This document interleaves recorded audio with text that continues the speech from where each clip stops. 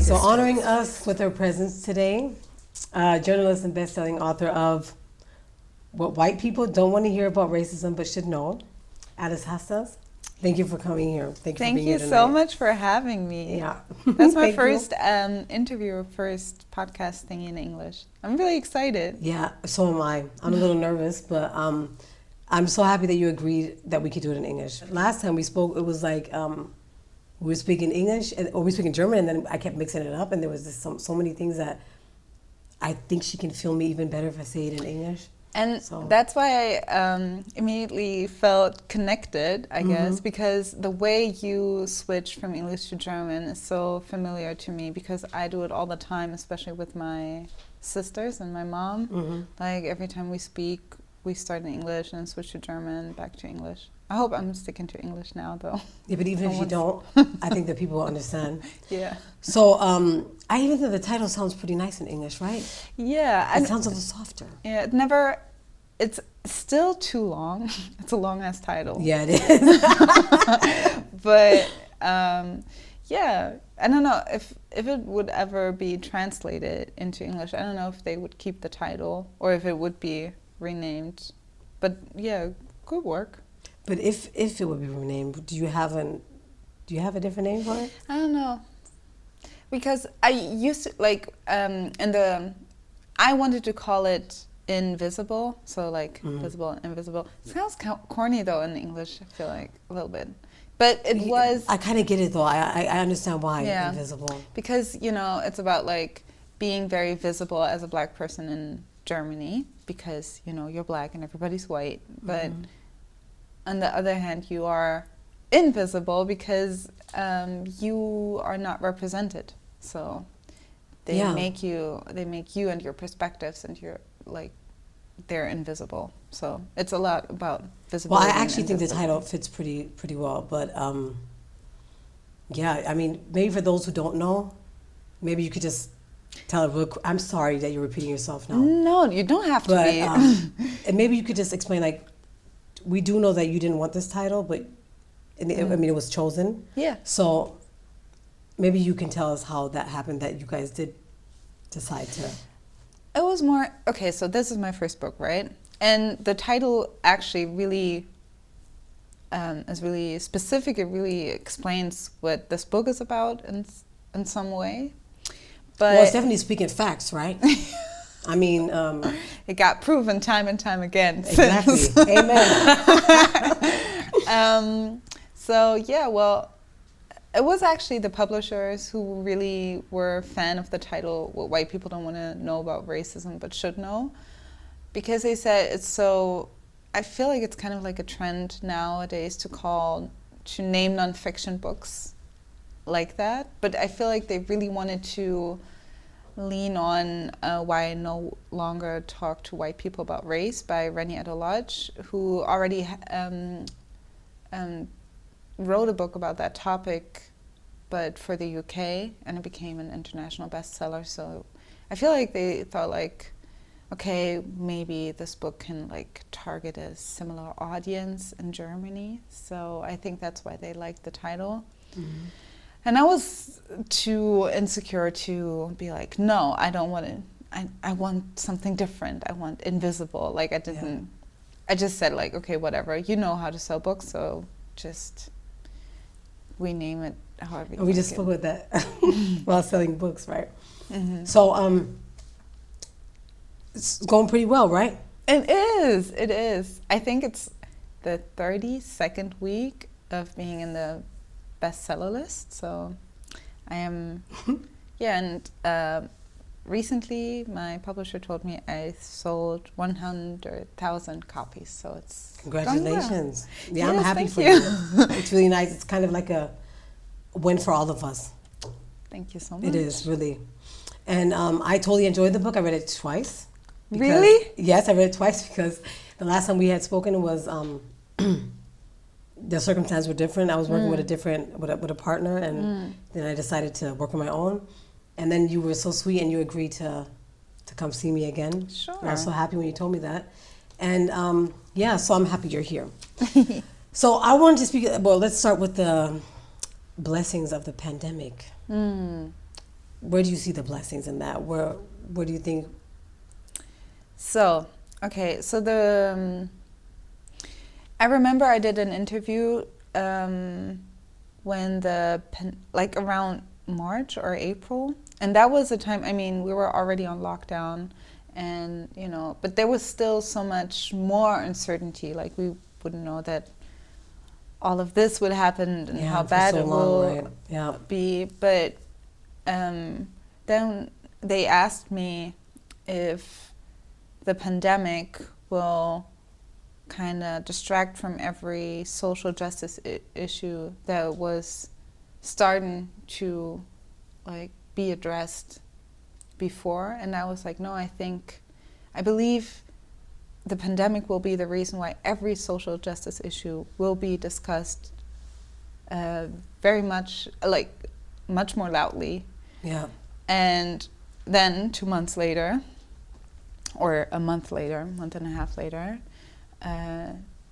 George Floyd's killing was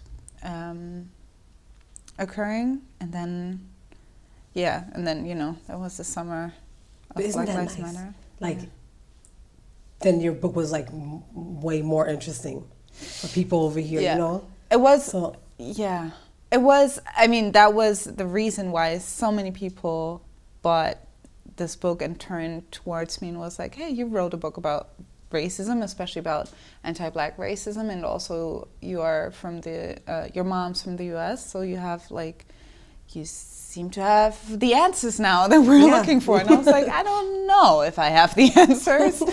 I have some, but you know, the book is about everyday racism. So it's, or what we call everyday racism. It's like about these little microaggressions that you experience every day. And I try to explain how these microaggressions are connected to the structural oppressions and like the big racism, you know, like, so, but it still seemed a little bit weird to be like, okay, so this man in the United States, he got killed, and you write about how it bothers you or how it's not okay for people to touch your hair. So can you please tell me, can you connect the dots for us, please? I mean, come on, I just wrote a book. And, you know, that's messed up, right? I mean. Yeah, I mean, there is a connection. Of course, everything is connected. Like the oppression of like, you know, I could make the connection, but it would still felt like I still needed a minute to adjust to that, you know, there's the reason why people are so interested now is so heavy and it's so brutal, and it's necessary that we talk about it and that we talk about the very like brutal side and the very like microaggression side at the same time. We need to address these issues at the same time because they're connected, but I still felt like, I don't know, it felt like I wasn't trying to compare this with that, you know. I know what you mean, I do understand it, but I mean, it must have been like, you must have been a little bit under pressure. I mean, I'm thinking like, I mean, you know, and like after all the, like 2020, like all these things happened, and like, you know, you were attacked because of the title of the book or whatever, but you know, I don't want to mention the person's name, but at least you're aware of your responsibility, you know, and you're not afraid to be like, okay, I'm going to speak openly about these things. Yeah. You know, and you read like books about, or like Bell Hooks, or you read, I love her books, you read Maya Angelou and all these people, and then you're like, okay, you know, they went through some serious shit. Yeah. And I'm talking about people touching my hair, you know, and people saying certain things. And then we think that, okay, you know, this is pretty soft. But it's still pain, and it's still a struggle. And it needs to be acknowledged, and people don't need to downplay your struggle just because you're not being abused or you know, or being attacked in a physical kind of way. It's still a struggle. That's true. And I also find it so interesting that, you know, the authors that you mentioned, Bell Hooks, Maya Angelou, I felt in their writing, I felt so connected to them, even though what they faced or the hardship that they've gone through is not like, I don't know, I never experienced something like this. But I still found answers for the things I am struggling with in their findings. So I feel like sometimes, and this is what I love about books, that you can connect to and find answers to your life by reading about other people's struggles and other people's lives. Yeah. And you understand that, we are going through we're going through the same things, but like different versions of it. But we're going through this together. You feel like you're not by yourself, you're not alone, you know? Yeah. And I don't even know if, I'm going to really be honest, and I did not want to mention this, but of course I had to like watch interviews and everything. Even though even after we had spoken, I still was like checking out. Say, okay, she's doing so many interviews. My shit has to be different, you know. Yeah. And I'm happy because I can speak to a black woman like almost my age, you know. And I love books, but I never heard of Bell Hooks. Yeah. And you know how I heard? I think a 2-3 minute video of you where you said you're reading all about love again. Yeah. And I was like, oh shit. So okay, Bell Hooks. I'm like, okay. I ordered it the same day. And it was so Is that amazing? It was the best shit ever. And I was like, oh my god, like I love Oprah, I love all these, I love Maya Angelou, but Bell Hooks, she is speaking about love in a way that I feel love. Like the way that I want to love people, the way that I want my son to grow up and loving his classmates who he cannot stand. His classmates who call him, and not even, he comes home and I'm like, what did he say? And this was like, the last time was a couple weeks after George Floyd.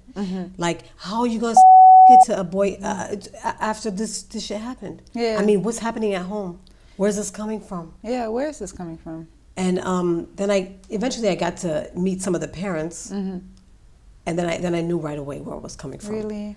And it was really sad, and it took me all the way back to my childhood, to my trauma. Yeah. And I thought, okay, I didn't work so hard all these years, and sacrificed so many things so that my son can grow up somewhere else in a better area, go to a better school, for this to happen now. You know what I mean? Yeah. So, but you know, it is what it is, and we got. Yeah, but that is also that is a black reality. Like, you can't escape it fully. Like, and this is why, you know, I hear so often, so many people are saying, this is not about race. Injustices of today, they're not about race anymore. They're about class. They're whether you're rich or poor. And of course, money makes all the difference, definitely. But you can be rich. I don't know, you can have millions of dollars in your bank account and you still will face racism. Like, you can move to the best area, you can send your kids to the best schools, they're still going to face racism. Like, that, and that is the reality of it. And this is why, money will not set us free. So no. That is will not set us free of racism.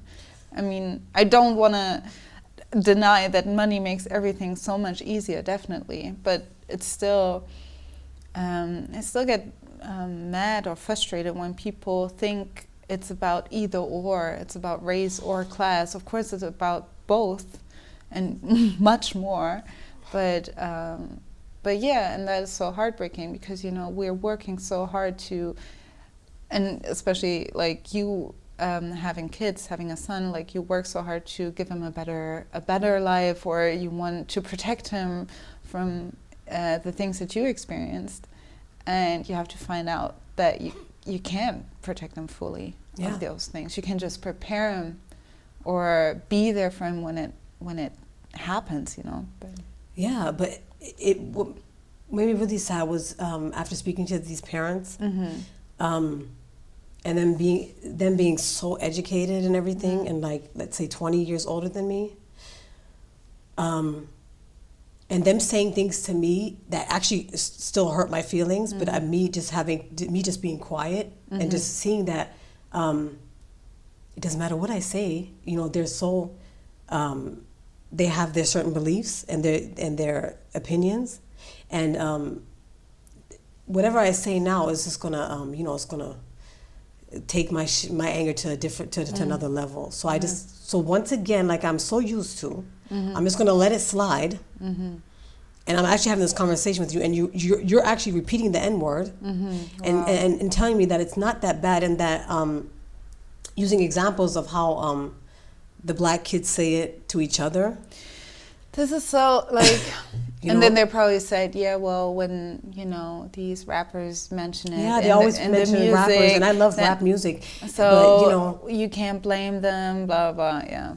I can imagine. And I, after that conversation, and when I went home and I spoke to my son, and, you know, I just wanted him to, you know, to still be sweet and be nice and be patient and just, you know, just let it go, and that we just will never give up our hope that things will change. Yeah. You know, but I always told him that for me, the most important thing is that he just tries to set a good example and to not deal with the racism in a angry way. You know, like always being frustrated and pissed off and coming home and telling me stories, and it makes me so mad. And then I'll be honest, I'll say messed up things too, because it makes me so mad that I can't control myself in that. And then he'll check me and say, "Mommy, but you know that's racist." And I'll be like, "Okay, you're right." Well, I don't know, but like, I feel like, of course, it is, we have to be careful to express our anger in public because it can get us in danger, literally in danger. Like, we all know that, but I feel like, and that is really what I'm thinking about a lot, is because, you know, oppressing or suppressing anger makes it even bigger and makes it even heavier. And I feel like we need to take this anger seriously. It's not going to go away. We need to find a way to deal with it. And especially, I feel like with black men who are, you know, when they get angry, they, you know, they get shot or something, or they harm people, you know, physically, or they put other people in danger. So not always, but like that happens a lot more than it happens to women. But like you just said, when the black kids in school go crazy or they feel like they want to protect themselves, immediately they're put in a box. Yeah. Like, you know, he comes from a different place. He's different. You know, he has a different level of anger. No, he's just pissed off because these other kids are being assholes, and you're trying to tell him that he's the savage. These boys tell me, like, you know, every time we do something, we're the savages.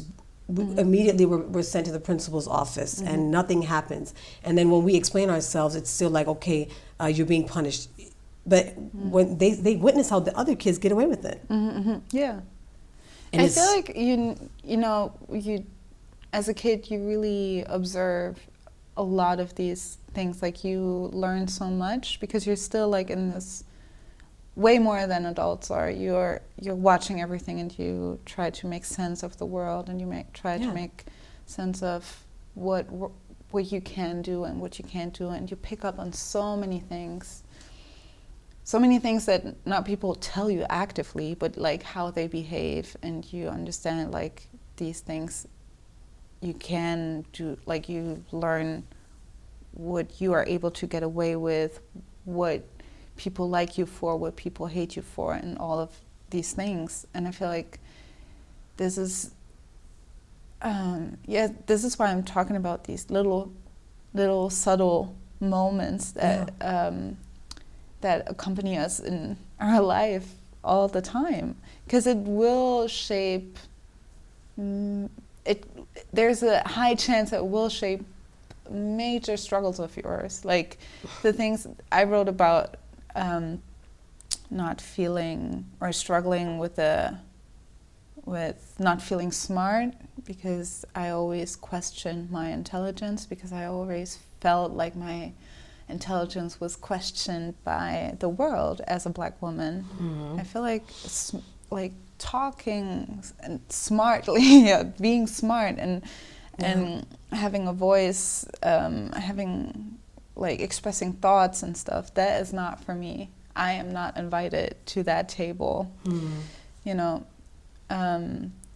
So, and I see that so much, even especially since I wrote the book. There's so many, especially Black women I talk to, who deal with the same thing, and I see how insecure they are. And when we get to talk, and when they do share their thoughts, I'm like, this is like, I wish you wouldn't be so insecure, because you should share these things with the world.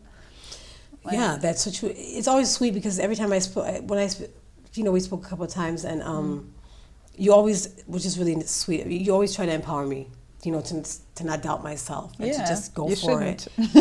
And I spoke to you about my childhood and everything, and you told me, yeah, you need to tell your story and everything, and it means a lot. It just means a lot to hear that from another Black woman, because actually we would say it doesn't matter if you're Black or white. You know, I wish I could say that. Yeah, but it's not like we're saying it matters. I mean, but y'all made us feel like this for so many years, and it does matter. There are studies that it does matter. Like there are studies in the States that actually, for example, Black kids do better with a Black teacher. It's because, and it's, I wish it wouldn't be like that. That's fucked up, but that's what it is. Yeah. And it does matter. And it's not only that... It's fucked up. Thank you. I'm happy you said it. Yeah, but they are doing better because first of all, they feel represented. They feel like, I don't know, and then because of biases that aren't there or working in their favor maybe, but like they feel seen a different way, and they have a different confidence. And that doesn't mean that white people aren't, like, they can be good teachers to Black kids, of course, and vice versa, of course. But on average, that's what studies show. So it does matter. Coming back to your studies, these kids that I work with, my son and his friends, and we're going through some serious homeschooling shit right now. When my son had a new Black teacher in math, he came back, he said, "Mommy, I have a Black math teacher." I was like, "Oh, really? Hell no, really?" He's like, "Yeah, Mommy, she's so funny, she's just like you." And I said, "Oh, man, I'm so happy." He was so excited about math, understanding things on a different level. I was like, "Okay, so you don't even, you don't have any problems with math." He was so happy, and I really saw like a certain freedom in his face when he told me this. Yeah, that's so interesting. And it was so nice. So what you're saying, that is, but the studies and everything, that shit is true. Yeah, that's so interesting, because I feel like a teacher makes all the difference. And I saw it when I was in school. I had a math teacher for like 2 years that I really, I think she was the only woman that ever taught math to me. So, and I did way better when I had her. And then I was back to like bad grades when she left. Yeah, I was always bad in math, but people always told me, like, as a child and as a girl, I couldn't be good at math, so I never tried. And I think that's so messed up, right? Yeah, you shouldn't do that. Like, don't tell your kids. I feel like they said like, "Oh yeah, you're like this creative child, so you cannot be good at math." But I don't know, it's an old stereotype, and I feel like... But it's crazy how we always remember that shit, right? Yeah, we do. And like, it never, like, no matter what kind of self-healing or what kind of therapy we go through, it's like, we still keep that, like, in our subconscious mind. It's like, it's always with us. And we carry that with us wherever we go. And whenever something comes that might be a little harder, immediately we have, like, we're totally blocked out of fear or whatever, you know? Yeah. And it's like you're fucking frozen because you can't do shit because you're like, I feel trapped. And I just can't do it. I'm just going to say, okay, that's not my thing. I just can't do it. So I'm going to cheat my way through this shit. Yeah. You know? It's so crazy because it's so hard to really find out about your true capabilities, you know? If you never know if that's just yourself blocking you from really being great, or if you're just not good at it, you know. Of course sometimes you're just not good at something. That's also fine. But sometimes I wonder, it's like, is that because people told me I can't do it, or is that because I'm just not good at it? You know, it's like a thousand questions, like when we think, okay, will there ever be answers? Yeah. You know, and life experience shows us, like, we eventually we do get answers. But and I also believe, I'm sorry. No, it's okay. I also believe if you really, that's maybe a little bit like, but I think that if you are really interested in something and if you have a passion, I mean, definitely people can ruin this for you. But if you really are truly interested in something, you will always find a way. Find your way back to it. But why you gotta go through all that shit before you fucking come? You know what I mean? Do I have to struggle 15 years with this trauma? No. I mean, like, I had to carry that shit from my messed up childhood or whatever. And now I gotta carry your shit too. And then this, you know, and then I have to always be like, okay, and be friendly and walk in love. You know, be nice. Because I want to be nice to people. Yeah. You know the law of attraction. I'm gonna be nice to people. You know, and then that will come back to me, and then you feel like, what the fuck? This shit ain't working. Like, I'm being nice today. Why this bitch in the train gotta attack me now? Yeah. I mean, why you gotta push me? Or why you gotta look at me like that? Why are you staring at me? The funniest shit is when you spoke about the banana. You said something in one of your interviews about this shit was. I had to laugh because I think you said that you would not eat a banana in public. Yeah, there's like, I would eat a banana in public, but there is a feeling of discomfort. Like I wouldn't. Yeah, because or you will eat it in a very, like, you would different break it way. Off and like put it in little chops. So right. As long as these motherfuckers don't see the bananas going in my mouth, right? Right. So I'm like, my son, I would never send him to school with a banana. I just, you know, he's in class, and I have to think about sending him to school with a banana, you know? So I say, hey, yo, Malachi, you're going to take these bananas before you go to practice. You got 35 minutes in the train. You need to eat these 2 bananas so that you got enough energy. I'm not eating the bananas in the train. I'm not eating those bananas in the train, Mommy. You know this. I'm like, okay, you're right. So I'm like, okay. I put the bananas in his book bag anyway. I'm hoping, okay, maybe he can find some kind of... Why the fuck does my son have to hide the damn banana? Right. You know? These are the things. These are like the... You know, like, okay, and now white people they will call us crazy. Yeah. Okay, we have to think about these things, but you are free. Yeah, exactly. We are not free. Yeah. If I can't eat a banana in the fucking train, then let's... And they will never admit that what they're doing, right? No. So that if I tell the story, or if I talk about how it feels uncomfortable as a black woman to eat a banana for 2 reasons, you know, one is racist, one is sexist, but like, then people say like, what? I would never think about these things. Well, I'm happy for you. Don't have to think about that. Yeah, and also, but they also say like, I would never associate bullshit. Yeah, get the fuck out of here with that. Stop it. You know, I'd be happy if you just admit to that. You know, just say it. Let's keep it real. You know. Yeah. You know. Exactly. But it's just like that, and these examples in your book are so important, even if it's not as dramatic as all these other black writers. It's nice, and it feels good to read a book like that, because you don't always want to have to go back and remember your childhood. You know, I love the fact that you had a rather peaceful and a loving environment at home, and I'm always like, okay, I'm thinking, okay, you know, we both love to read. She's on this book, and she wrote a bestseller, and I always had these visions of me writing a book. I always saw myself on Oprah. So I'm thinking, okay, you know, she wrote her books, you know, why, you know, I spoke to my sisters so many times about us writing our story. I'm thinking, okay, you know, but, you know, she did it. So I'm thinking, okay, why should we not just do it? Yeah. And then you just always doubt yourself, and then you don't have the the people around you like to, that empower you that much, or who say, okay, just go for it, whatever.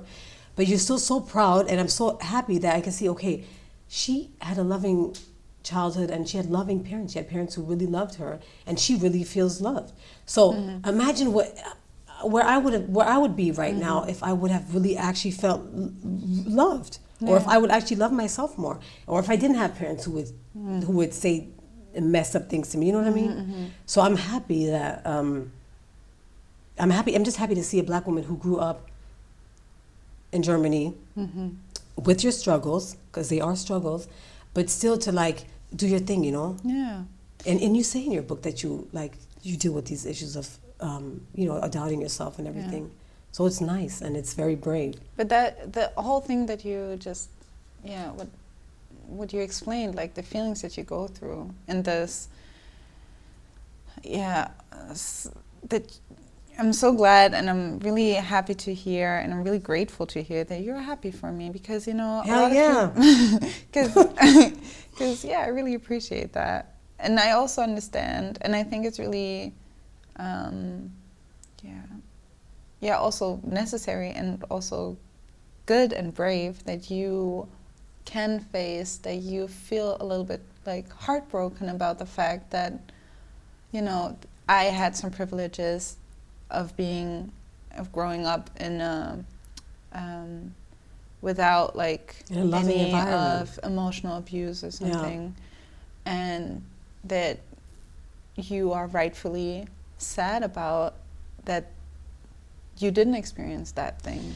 It is sad. And I think, people are always like, when it comes to sadness, people are always so quick to say like, I don't know, I can't feel sad because sadness doesn't bring you anything, and it takes you nowhere, and like, and you want to brush over it. Like, you want to be like, you never want to be sad. So this is why we're angry. This is why we don't feel anything. This is why we're depressed, because like we're so scared of being sad, even for like a minute or for a day, because, and especially as a black woman who is required to be strong and required to always have an answer and always have like love for everybody else. Like, you can't just like be sad for a minute. And I feel like it's very necessary though. It is.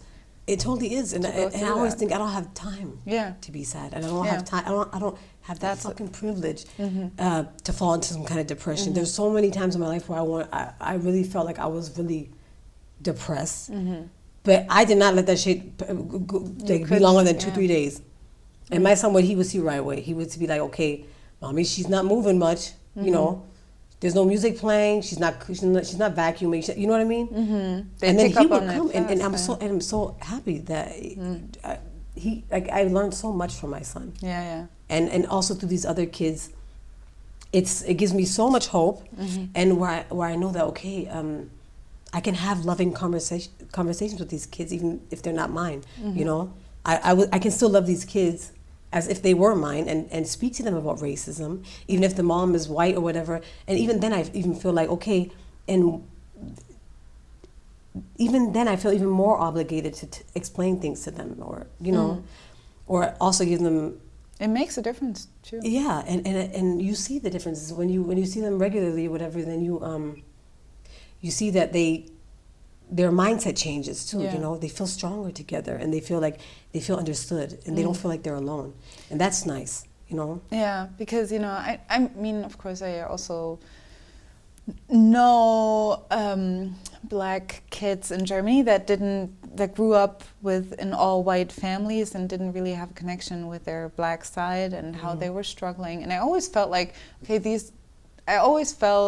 they should come home to my place, like should meet my mom, because they should have like black people around. Yeah, but see that you even think about that.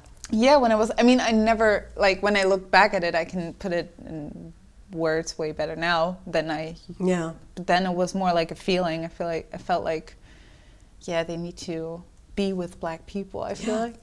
But and I think that makes a difference. I really remember from my childhood, I remember the black people that were around. I mean, of course, my mom, my grandma, my sisters, But, you know, also my grandma's friends, my mom's friends, like these people really, they were really important to me, and they were really important for my Black identity. So it's really, and especially I think for kids who don't have anybody to talk to, and in a lot of white families, they treat racism as though it wouldn't exist. So they treat race as though it wouldn't exist or it wouldn't matter, which can come from a good place, that they like, it doesn't matter that you're Black, it just doesn't matter, but it does. It's a sweet intention and everything, but that shit is not, it's just not the case. Yeah, so you need to face this difference. Doesn't mean that you can't be a good like that white parents can be good parents to a Black child, but you will have to look at how do we close this gap in that identity. Yeah, you really need to think about that, because it won't go away. It will not be like, you can't say it's like a non-issue just because you just don't mention it. That's not how it works. And you really need to address it. And if they don't do it, they can be, these boys can be glad that they have you. And they, it's so sweet. Yeah. This is a sweet thing. Yeah, but you know, I see so many white mothers of Black children really struggling too. Yeah. And I see so many other Black women judging them, or even saying messed up things to their Black kids, like, you know. And I feel bad for them. Yeah, there's such a stereotype for like white mothers of Black kids. I feel also, it's also, if you look at history, there's also a whole history there, because they used to be stigmatized as like, you know, as like whores, and like, you know, they were kind of a traitor to the race as well. So they had no one. So they weren't accepted within Black communities, and they weren't accepted in white spaces anymore. That's how white people, I don't know, it's crazy. White But it's true. Yeah, that's what happened to them. So they were like isolated with their kids, you know, with their Black kids. So, and a lot of times the fathers had to leave because they weren't allowed to stay in Germany or something. So these white mothers were kind of like isolated with their Black kids. So there's a whole history of like, in Germany especially, of like white mothers of Black kids being also ostracized, and like, that is also a thing. Why are you laughing? I had to think about these. I had to think about these white moms. Yeah. You know, like, it's messed up. You know, it's messed up for all of us. But you know, like, I mean, like, the white mom, she needs help too. Yeah. You know, like, she does. She's straight up struggling with them Black kids, and these kids are wild and like and angry, and she don't know where this shit's coming from. Yeah. You know, and some mothers, they're like, you know, they're like, I love Africa. Oh, yeah. You know that? Because that's a problem, you know, like, I don't know, that's the problem with who's going to help them, because it's really hard, because they have, like, okay, they do struggle a lot, and they have a lot on their plate, and they have to deal with something that they didn't even, like, realize before, and that, you know, is unfortunate, because you're like, as a Black woman, you're like, you could have thought about, like, it doesn't, I don't want to, like, shame them or something. But we're like, not shaming them, but let's speak facts. You should have thought about that shit before you did what you did. You know what I mean? Yeah. And now you got these Black kids and no daddy there. So, and now you straight up struggling because you white, blonde hair, and you don't know what the fuck to do, because you like, but hey, that's where some of us need to step in and be like, hey, I'll help you out. And then, but then there's also like this weird fetish sometimes with like fetishizing the idea of having mixed children for white women. They love like choco babies, like having like these little cute Black kids. I want one. Like this kind of attitude. That's how they approach it. That makes me sick. I'm sorry. Yeah, that makes me really mad. As well. Like, and I feel then when the kid don't come out the shade that you expected to come out, then you're frustrated. Yeah. Like, are you for real? And you fetishize the men, the Black men, that, Yeah, it's Like just these little black babies, like mixed babies, that are like all pretty with green eyes and shit, and then like they're like accessoires or whatever. You know, it looks pretty, it looks cute. yeah, that's a whole. That's messed up. Yeah, it's so messed up, and then it makes me angry. Yeah, it me makes you angry probably, and then you are expected as to do these. To be the auntie. Yeah, to be the auntie or be the person who does this emotional labor, to be there for the white woman who is so confused and struggling. And of course you will, because, you know, we're nice and we understand. But Yeah, we're nice and we understand. But where are the other people? yeah, why but is who is nobody- there for who's us? Who's nice to showing up for us, though? Yeah. Yeah. And you know what? I was going to ask you, too, when you guys, what you won an award for, what was that again? I'm so sorry. Edition F. Thank you very much, honey. Yes. And then you guys, like, you didn't want to accept the award, and you said, you know, it's about colorism and all that bullshit. Yeah. So and I thought it was so nice. I thought, it was, okay, look, these people are really trying to change something. You know, they're saying, fuck the award. It's not about that. It's about something that's much bigger than us, you know? That really was something where I thought, okay, this is gives me hope that really there are people who are trying to do something about this. Yeah. I really have to give women. Yeah. Women, not being jealous of each other, envious of each other, but let's get together. We're all feminists, right? Women are all saying they're feminists and shit. Yeah, but okay, then let's see. Yeah. Are you really a feminist? Okay, let's stick together. Were there any women, any of the white women, who supported that? Yeah, there Really? were. I mean, so that whole thing happened. There were two things happening at the same time, I feel like. There was this, on social media, from a different corner, I would say, people started to talk about colorism.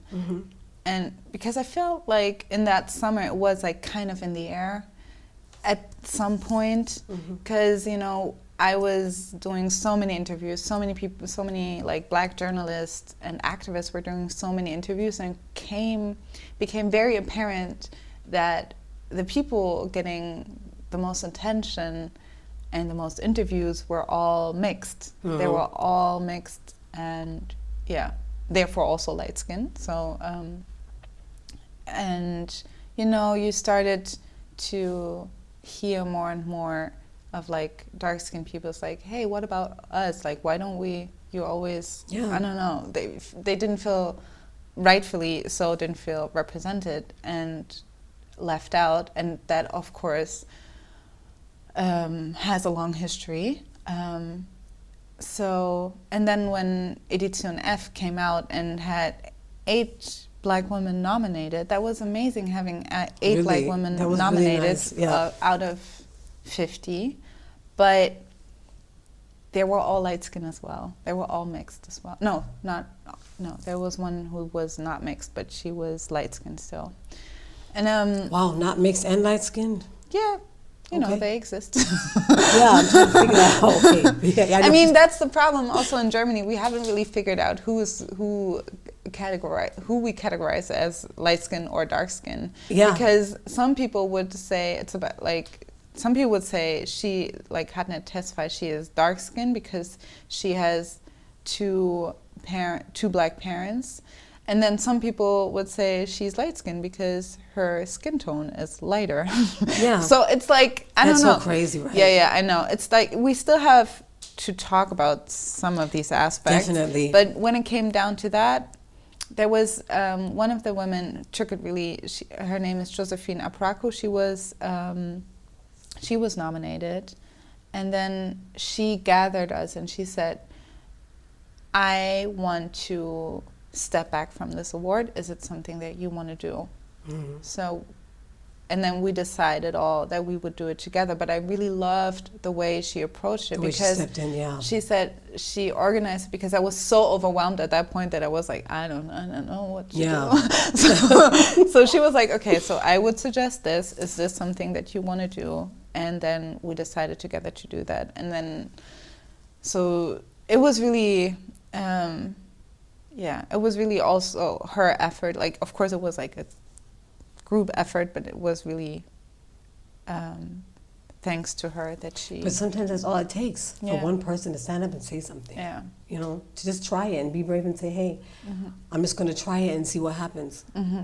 Yeah. Yeah, well, that's nice though. But I was happy when I read that, but I was interested. I kind of thought probably a couple of the white women would say, okay, they're gonna.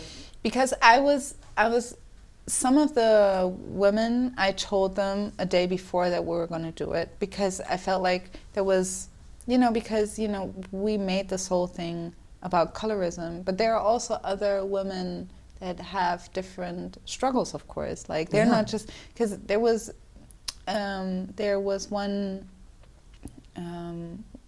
She's a friend of mine, but she's a white woman, but she's also disabled. Mm-hmm. So I feel like, yes, she's white, but she faces something that we are not actually. Yeah, so it's there's some so I felt like there, I don't want to. I'm taking, so we're gonna blow this thing up, kind of. Yeah. And I know so I felt like I needed to let her know, but she was like, yes, I'm with it. Like, I'm gonna pull back my nomination as well. And then there were more and more women following that example. So yeah, there were people. Well, that's nice. I was really happy to read that. But it is sad with this whole colorism thing. It is, and it's complicated. I never in my childhood, I never felt any kind of support from dark-skinned women. I mean, of course, I have faced I don't know.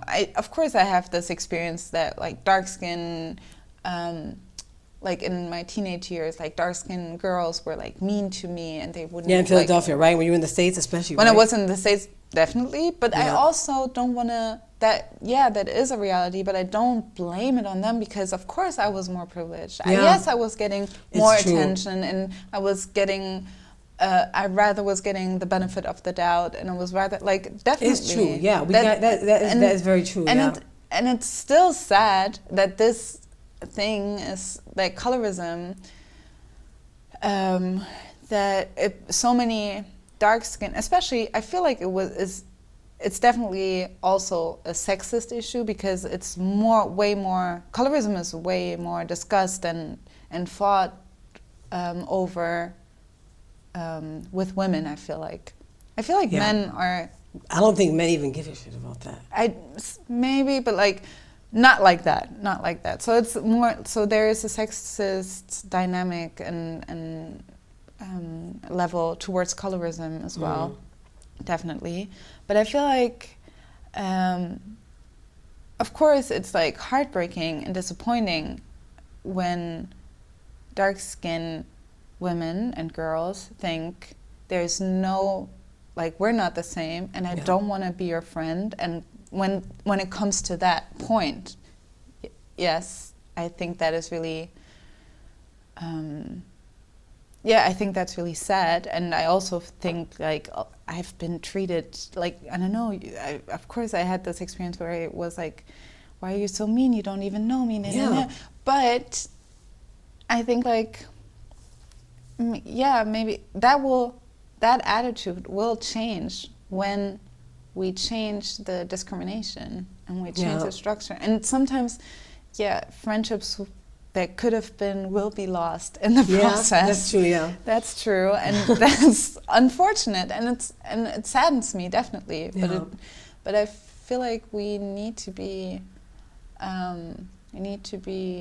held accountable, especially me now that I'm this, that I they on your ass now. Yeah, you better watch your step. But you know what frustrates me? What frustrates me so much, because so many so often from the Black community, especially from dark-skinned people, I hear that they're you are not like us, you are not representing us, and you always say you're Black, but you're not Black like us. I'm trying. No. Why doesn't your ass come out and bring the book? Wait a minute. No. That's not where I was trying to go. Because no, but still, that's messed up. No, the thing is that I actually think I definitely I understand where they're coming from. So do I, but it still ain't nice. It's not nice, but what frustrates me is that I wrote it in my book. I wrote it several times that I was I have a white parent. I'm not speaking for there's but you said you was a Black woman, so hey. Yes, I am a Black woman. Yeah. I feel like they expect me to emphasize that I am mixed and that I have a white parent, and there's no monolithic Black experience, and I feel like I already done that, and I feel so. Sometimes I'm like, I talk about colorism so often. I talk about colorism in that book, in my interviews. I do that, but like, I feel like they haven't read my book or listened to any of my interviews, so they wouldn't know. So, yeah, but how people going to judge something or just give their opinion when they haven't even read the book? Because when you do what read happens the a book, lot. That's so messed up. Yeah, but like, that's when you are, when I wouldn't but say I'm do famous, see, but when you're out there, when you're out there, people will have an opinion about you, even though they don't know who you are really. That's just what happens. And also, that is especially true for Black women, because people think they, like, I don't know, people are just not really respectful, and they think they can make up their minds by looking at me, and they think they know everything about me. You know, that's so messed up, because, you know, like, the struggle never ends. I mean, like, what, you know, I'm talking about this now. And now we got to take it to another level. And now, you know, like, when is there going to be a time where we don't have to face these things? You know, I don't think it, you know, there's a profound struggling. This time it's not coming. Yeah, it won't, I don't see it coming either. Yeah. You know, and especially when you have kids, like, you just think that, oh, shit, you know, like, it's like a never-ending story. And, like, when you try to explain racism to them, like, and then you don't even know where to start. You know, and you're like, okay, is this correct? You be like Googling and shit, like, what should I tell my kid? Like, you know, they're already angry, you know, but you don't want that to turn, like, when that whole George Floyd thing happened, and like some kids were called the N-word in school, I really saw them, they try to like really like make a team and like be like, okay, we're gonna team up now and we're gonna go against, you know. I thought it was kind of cute, but I had to end that shit right away. I was like, this not happening right here. You're not doing anything. And I had to teach him, like, okay, what is the best way to deal with it? But my son also sees that I go crazy sometimes too. If it's in the store or in the whatever, you know. That's so, yeah, but that's like the big. It's so hard the challenge. to. It's such a challenge. That's such a challenge. I'm going to preach this one thing. Yeah. But then he'll see me act the other way, and you just see the things don't add up, you know. Yeah. So and I tell myself, I'm fighting. I'm trying. I'm trying hard. And he has a right to be angry. They have a right to be angry. And they have a right to, like, I don't know, that's the problem, because, you know, you have to teach your kids compassion. Of course you have to. But then also you want to teach them that they have a right to be angry. But then also you know that if they express that anger, they probably get in some trouble. But then on the other hand, is it, like, I don't know, it's, yeah, that's why racism is. Yeah. So, because, I don't know, if you teach them, you know, so many, I feel like my mom and my grandma, they were going down the road of, like, respectability a lot of times. And they were, like, you know, you have to have certain kind of manners, and then people will respect you. I feel like my mom, not as much as my grandma, of course, but like, they were like, yes, we're like, this is unfair, and people will say shit to you, definitely, but, you know, go the high road. Yeah, like you said in the book, it's like Martin Luther King route, the like, exactly. You know, just deal with, like, this is what I was taught, and this is what we are taught as society, as like a kind of like, and I feel like Martin Luther King did great things, but like, to always put him on this pedestal and to put Malcolm X as his antagonist, as this angry man. Yeah, I don't like that. Yeah, I don't like that either. Because I love the really nice Martin Luther King and everything, but I like the fire of. We need the fire as well. I mean, I'm not, you know, I'm like this. You're kind of like Martin Luther King, but hey, I can be Malcolm X. Yes. Yeah. Let's do this. Let's because I feel like I wish I would be Malcolm X. I wish I'd be. No, you good the way you are. You know, we like. You know, the louder ones, the angrier ones. We're always the ignorant ones. You know, we're always the ones who are. But that's a good thing. We can protect each other. Yeah. Because, you know, I ain't gotta say shit because you can come in with your intellect and shit, and they're like, you know, shit bounce off. Because people will attack you because you'd be angry, and then I'd be like, no, we're not doing that. And then people will disrespect me because I'm nice, and you're like, no, I mean, no. I'm not doing that. So we need each other. Yeah, that's cool. Yeah, I like that. It's nice. It's empowering. It's just, you know, it gives me hope, you know? Yeah. And just like people that say, you know, I am kind of sad when I hear that, like, Black people would actually, it doesn't matter, dark skin or whatever, you know, that would actually like just like even take the time to like judge the book or whatever, or just judge judge anything, just instead is to be like, oh, hey, you know, the sister's like, she's trying something, and she, you know, she put a lot of energy into that. Why can't we just respect that and just like, why can't we just let it be? I mean, that's what I have to say also, a lot of people do respect it. I get so much support from Black women especially. That's what I have to put on the record, because you know, the majority of people do support me, and I got so much. I was at the beginning when the book came out, and I got that like overwhelming love from especially Black women. I could have cried every day because I was so scared to disappoint, you know, Black women, and be like, I'm happy that you. And then so many people were like, thank you so much, and I get thank you messages every day. I'm like, I don't want to complain. Like that is really, and also not also from dark-skinned women. I get support and I get love and all of that. And so I don't want to frame it as though like, because I feel like that is also, of course, sometimes true, but also a haunting stereotype that like women don't support each other.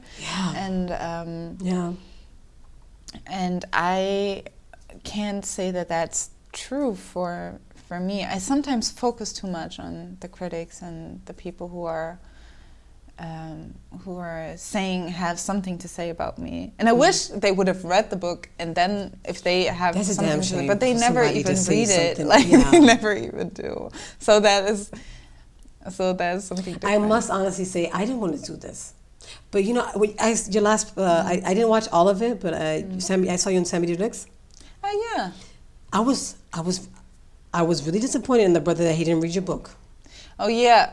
Okay, right. Maybe he didn't have time. He will. You know, but yeah, I guess he will. But I was shocked. I was kind of shocked. Yeah, I mean, I think it's not. I don't want to be mean or nothing, and you know, who am I? You know, who am I to judge? But I was like, hey, it's totally cool. You know, you see like two people of color sitting together, and brother, you didn't even read the book. I was shocked. No, really. He will, I think. Yeah, he will. I hope so. I feel like, okay, so for him. Sorry, Sammy. No, but that's, yeah. I mean, yeah. It surprised me.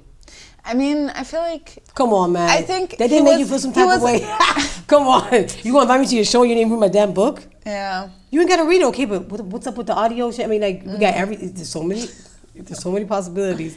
So I was just, but you know, it's like, okay. He's fine, and actually he was honest about it, because there's so many people who haven't read my book, and then they pretend as though they have read my book. Yeah, that's messed up. And then, you know, like, you wouldn't have asked the question if you would have read my book, so I kind of know that you didn't. So funny, right? So, yeah. You probably even feel sorry for them and be like, okay, I'm going to play it off with you now. So I'm going to let it slide. You know, like we always do. Yeah. Because we're trying to be the better people, you know? But it's, yeah.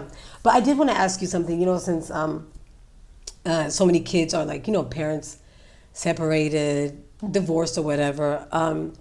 I did want to ask you, how was that for you when your parents separated back then? How old were you? That's hard to tell, because there was no like one separation. I feel like it was a very long process that kind of started when I was maybe 10 and ended when I was 17. Yeah, I don't know. That was like we moved out, then moved back in, and your mom moved out. Yeah, and it was back and forth. And it was back and forth, and you know, they were separated, and they couldn't like kind of decide how to organize. So, but when I really realized that my parents are not together anymore, I was like around like 10, 11-ish, I would say. And that was really hard. Of course, it's always hard on kids. But I felt like I was also, you know, I was a little bit of this, like, maybe like dreamy, naive kids that always believes in like that everything is well, and then you get so disappointed because you see like, oh no, it's not. Yeah. So dreams crushing. Yeah, and then and it's, I feel like divorce is always hard, and it's always hard on a kid's identity because you know you have to do so much. You have to be in between. You're in between things, and you see the struggles of both of your parents, and then also you can't understand and you're confused. Yeah. And I was mad at my mom, even though I feel like now it's not my mom's fault, you know, and then I was really mad at my dad. And of course, my dad also is a person, and he has like, and I understand some, like, I don't know, and both, I don't know, it's just really hard to do that. But for me, it was also, I feel like as a Black... Did I get you there on this topic? I'm sorry. No, it's fine. Like, I can talk about it. Okay. But like, as a... I didn't even tell you. Oh shit, now I'm interrupting. I'm sorry. No, okay. I would say if it's too much for you, then you can like, you know, just like, I actually had planned that you sit more there and like something's too much, you just like... Really? Yeah, you just hit the gong. That is so nice. But I feel like... I didn't think you would have hit the gong anyway, so you know, it's okay, right? So don't... I mean, I'm fine. I can like, but that's good to know. But I feel like I already wrote that in my book, so I don't feel like I'm sharing something I haven't shared before. But when... But I'm going to come to the other question that you haven't shared. What? Let's get to the point. Mm-hmm. How was it for you? Did it make you feel some type of way when you found out he fell in love with a white woman? Yeah. A white blonde woman. Mm-hmm. Now that's, you know, when I think about that, I was like, damn, you know, poor girl, like, because, you know, you have these, like we said, these issues with yourself, and these, you know, sometimes we feel confident, and then other days we don't feel like, you know, we're not enough, we're not good enough, we're not smart enough. And then your father's together with he falls in love with a white blonde woman, and your mother was just the opposite. Mm-hmm.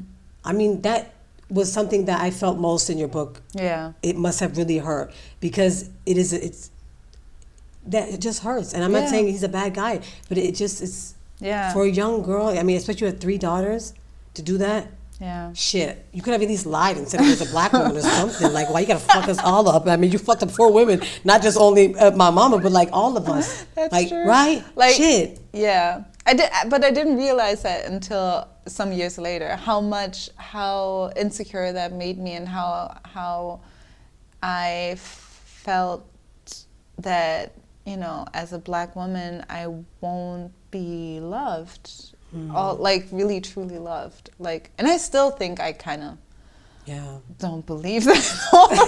I don't, because I mean, I'm in a really happy relationship, but I still catch myself sometimes when I'm like overthinking. Yeah, I think like, I don't know, I will always be like, if we really everything is going, I can guarantee you everything is going very well, but if I would come home now and you would say like, I'm leaving you, I fell in love with this other woman, I'd be like, I knew that. I knew that was going to happen. That's fucked up. Because I feel like something in me is already always like, has like a little like I used to describe ready for that shit. Yeah, I used to describe it as like a little like emergency suitcase that is always packed and always ready to be like, okay, I'm gonna walk now. Like, but see, that's why. Sorry, but that's what white people need to understand. What all these struggles turn into, what they can turn into, what kind of trauma it can turn into. Us carrying all this baggage with us, and we're not saying white people don't have no issues. Yeah. But we're carrying like just from where it starts to your mid-30s to your 40 or whatever, you carry that shit with you for so long. Yeah. And people need to understand that. Yeah. The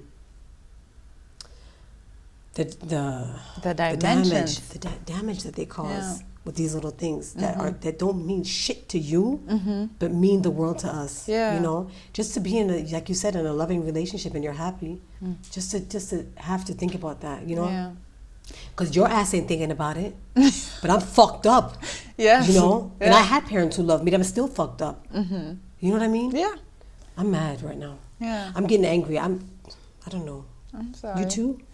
I am, but Let's like be angry together. but that's my thing with anger. That's my thing with anger. I wish it was. No, I love it that you're so like. Yeah, but like sometimes You're like so Buddha and shit. Like you're all like, you know. No, but got it I together. sometimes hate it. I sometimes good. hate it. I wish I was like that. Yeah.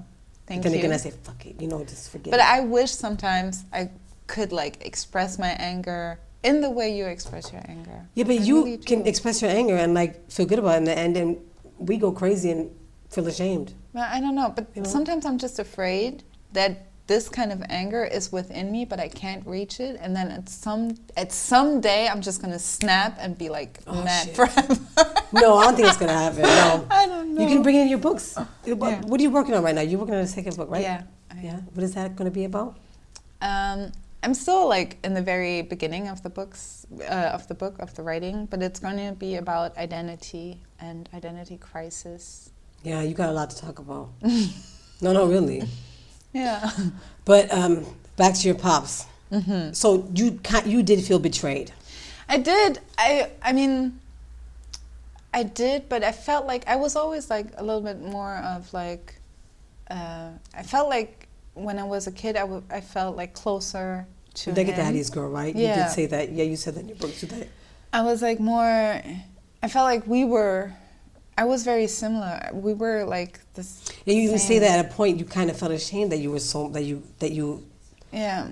like you would carry the same bag, I think, or something. You would like take your Yeah, bike, ride your bike, and I was so much like him. I was studying Yeah. the same thing. I was like doing the same thing. Like I was very much like him, and I felt like I don't know. And I think that is why it took me a while to get angry or get mad at him because I was like I don't know. I didn't want to be mad at him. Yeah. But then, and that's something I really carry also within me that I think I wish I would have been there for my mom because I was a kid. You can't blame me. But Of I course still not, but wish that I was, because my mom was the one who suffered the most. and then she was in Germany, her family was in the States, so we were her family, and then for her it was hard because harder of course because she was, I don't know, there were a lot of things that made it harder for my mom, and of course in a separation everybody's hurting. I know that my dad was hurting, and I know that my dad was actually really struggling with like health and mental health and stuff, but like I don't know. I feel like it took me a while to really get mad at my dad. I had to get mad at my dad for a while. Otherwise, I couldn't have forgiven him or come to peace with it. But yeah, I feel like I don't know. I feel like that I definitely know that I look at love and relationships differently. I know that the relationship that my mom and dad had and that they separated really influences how I look at my relationship because I am with a white man as well. So the same kind of fears are on the table, of course. Yeah. Even though I know that my boyfriend is not my dad, luckily. but I know that these fears and these scars are playing into my relationship. But I'm also really glad that I'm at a place to look at that without fear, and being at a place where it doesn't hurt, that it's not like ragingly painful that I can't just like stand looking at this. So I'm at a good, I can talk about it, I can reflect on it, and it's fine. And I can talk to my boyfriend about it. Yeah. It's actually a little bit hard to talk to my dad about it. Yeah, That is the hard part, because I can talk with my mom about it and stuff, but I feel like I found out in the process of writing the book that it's the hardest to talk to my dad about these things. Because I talk like, I don't know, I'm sitting here talking to you, Yeah. and this is going to be shared with the world, but sometimes, and my dad, we do talk, but like I always notice that at some point I just can't go any further. So yeah, there's still... Maybe because you know that. Do you think that maybe subconsciously you knew your mother, she's going to get through it anyway, you know? Yeah, that's so unfair, But and probably, it is unfair. but probably you're right. Yeah. But subconsciously you knew, okay, you know, she's strong. Even though she should be the one who's hurt the most. My father somehow is still the victim. Yeah. You know what I mean? Like, we always think that. We always see their weaknesses, and we try to, like, you know, carry them or enable them a little bit, you know? Yeah. So, like, I don't want to have to go there because, you know, I feel like my mom is built differently, you know? And I feel like everybody did that. Everybody did that. And then there was that, and then there were, of course, like, these sexist stereotypes of, like, you didn't manage to keep your man happy kind of attitudes toward, not from us kids, but like from the surroundings. I felt like from people around us. That was something that my mom had to deal with. But yeah, she could handle it. She dealt with it all and very, found the strength to do it. And I don't know. And I felt like, I was very much more concerned about how my dad is doing. That's true. Yeah. Yeah, but you know, sometimes I wish. I always will love my parents, but sometimes I really wish my mother was black. You know, I always think, like, every time I read all these books and everything, I was always thinking, I always saw, like, these Black Panther women and shit. I was like, if she was my mother, you know, everything would have been different. Yeah. It doesn't fix everything, and it's not a guarantee that everything would have been fine, of course. Like, yeah. Whenever I see, like, a dark-skinned woman, and I would smile at her or whatever, she won't smile back. But that makes me really sad. I'm thinking, like, you know, why do, you know, I have that a lot as well. You know, like, trying to smile at me, I people. look like, what the fuck you looking at? But you know what I mean? Like, I'm trying to smile at you, like, hello. Yeah, but like, it's not but I would say, I mean, I think I understand, I know what you mean. Because all these white people looking at us funny, why can't we just smile at each other? Because, you know, I feel like we need to realize that it's a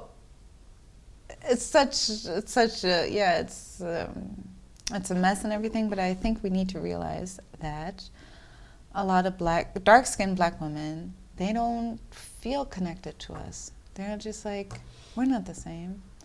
And it's sad, and it's not all dark-skinned women, of course not, but there was this one situation that I really remember when I was a teenage girl. So I was with my friend. She was white. We were like 17, and we were in Cologne, where I grew up, and we were coming from a party. Maybe we were a little bit older, 19-ish, and then I don't know. I feel like we had like makeup, and I had like glitter in my face or something, and there were these two dark-skinned women.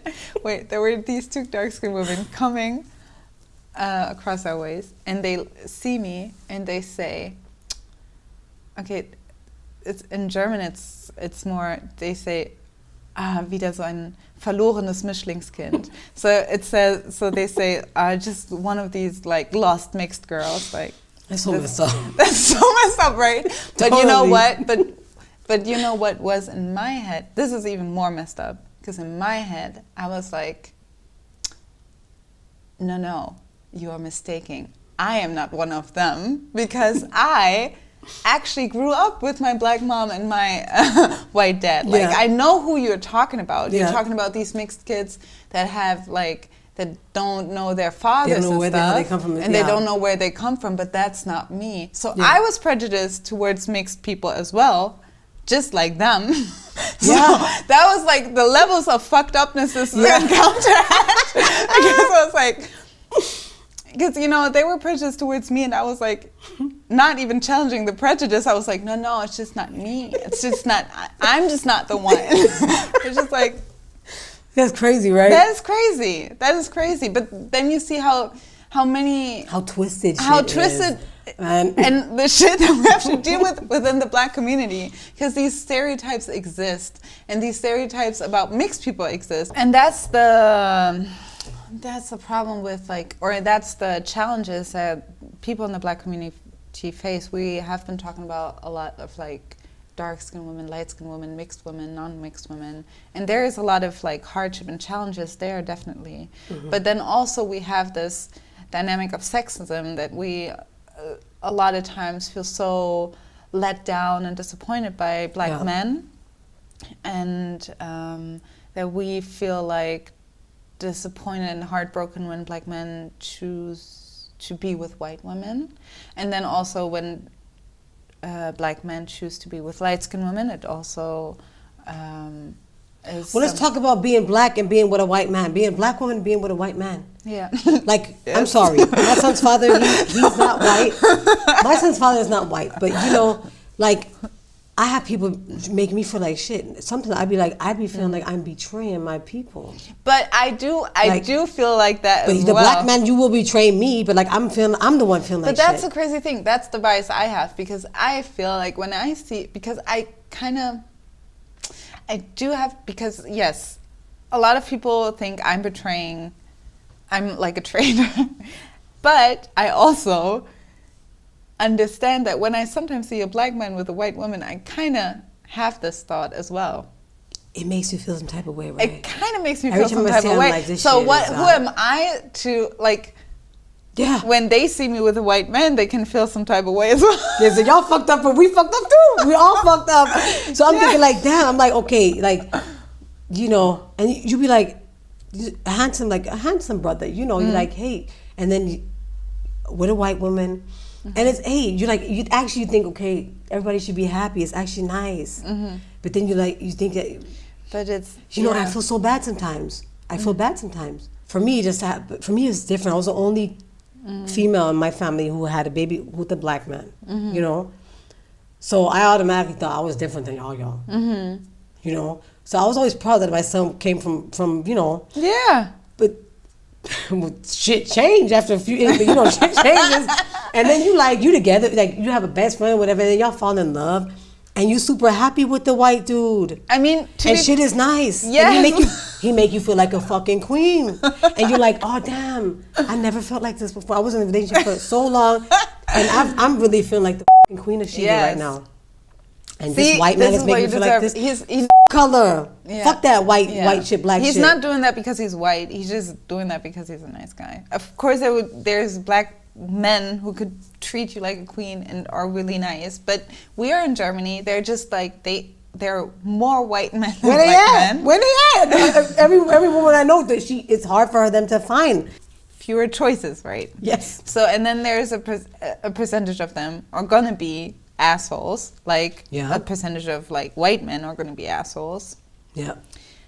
When you are when you're like me, you think the majority are assholes. Yeah. But like I don't want to be. It's the damn truth. I'm just like but trying not to be a man hater, but I kind of am. We love men.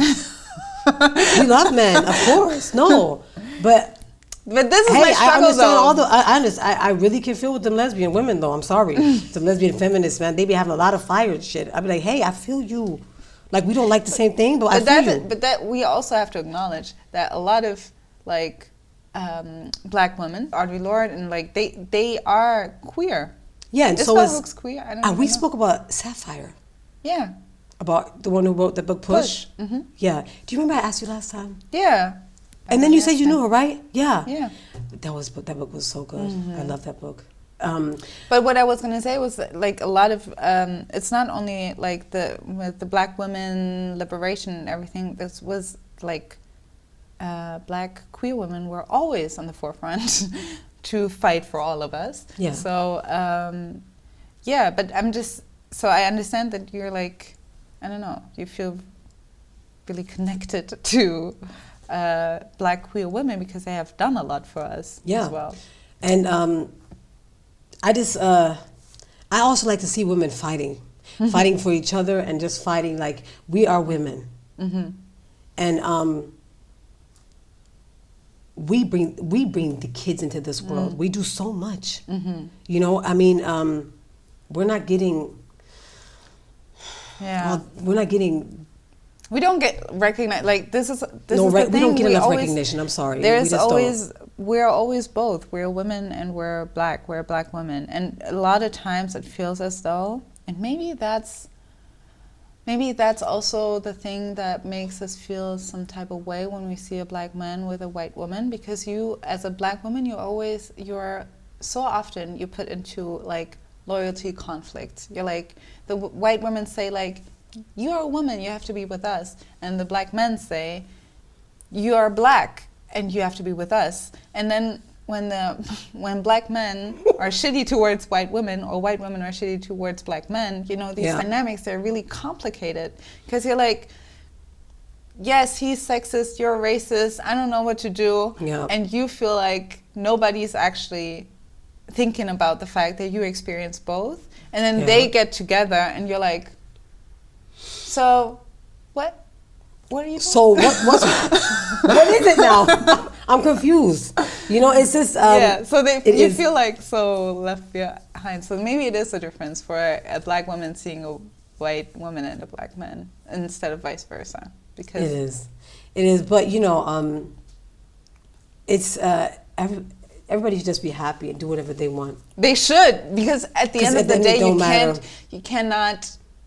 This is definitely like there. Of course, there's so many conversations, and it is true that whoever you are with has a political, societal impact. If you are with a Black man, it is different than when you are with a white man, definitely. And I also have identity struggles sometimes when I think like, okay, I'm with a white man and maybe we're gonna have white kids. How do I feel about that? Like, this is like, I have to deal with these things. These things are reality, yes. But at the end of the day, you can't deprive yourself from love or from a good relationship just because you think like, no, you're not white or you're not Black. This is not.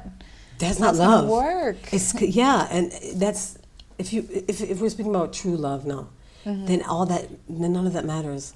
Yeah. But then again, it does. It all fucking matters. You know what I mean? I'm trying to nobody speaks about love like Bell Hooks does. Yeah. She touches my heart and I want to be like that. Mm-hmm. But she has me fucked up too, because she got me feeling like shit sometimes. After I read her books, I feel like shit, because like I'm supposed to be like, you're supposed to love like this and this and that. And it's like tomorrow, I'm doing my meditation, and I'm writing down my intention and shit, and then something hits me, and I'm, and then I get mad again, because I'm doing my best. Mm-hmm. That's fine. That's the best is the best. Yeah, I'm gonna keep trying. Yeah, but I mean, we're all trying. Like, nobody has it figured out. And it's always, and let me tell you this, because I wrote a book before, it's always easier to write down what's right than to actually practice it. That's always harder. And thankfully, Bell Hooks did, because we actually can learn a lot from her. And it's so, like, all about love. I don't even know when it was published first, but it's so timeless. I feel like I think 20 years ago. She wrote so many nice books about feminism. She wrote one about masculinity that is really good as well. And that one I did not read. And what I'm reading right now is Communion, the one with female something. I don't know that one. I can show it to you later when we're finished. But and all about love. I read a couple of pages to the boys to try to explain to them that, when they're so materialistic sometimes. Mm-hmm. And I try to explain to them what, like, maybe to try to love in a different way and not to always just, like, I tell my son, don't love me just because you get nice things and because, you always love me when there's something I don't want to give to you, but just because you're being a badass, and then I say no, then I want you to love me anyway, even if I'm saying no. I said, me just giving you everything is neglect. Like, if I'm just letting everything slide, and I was so happy because then I really like heard myself saying some shit that Bell Hooks said, and I was really proud of myself. Yes. Yes. See? But the next day, I went to slap the shit out of him, and I was like, okay, I'm not going to slap the shit out of you. I'm just going to leave the room. Maybe I'm going to go take a walk, you know? Yeah. Because we can't combine that love with... Yeah. It's abuse. Like, even a slap is abuse, you know? Okay, I think we're going a little too long now. Yeah. We have to. So, thank you so much for coming, Alice. Thank you so much for that conversation. Yeah, it was nice with you. It's nice. Yes. It feels good to, you know, just to speak. This is a funny interview, right? Because this wasn't even no damn interview. But I was happy because I knew, okay, I can just have a conversation with her, and it's nice anyway, you know? Yeah. So thank you so much. We shared our struggles today. I was going to ask you, where do you see the beauties in your struggle? But... to sum it up, maybe in, I don't know, I feel like beauty is a matter of perspective. You can find beauty in almost everything, I think. Yeah. Almost. But our struggle is profound struggle. Yeah. We have a special struggle. That is beautiful as well. Yes. And like... And to share that is beautiful too, you know? To just speak openly and be free. Yeah. And feel liberated and shit. Okay, thank you so much for coming, Alice. Thank you. Thank you so much for having me. Of course. Die Schönheit, der Struggle.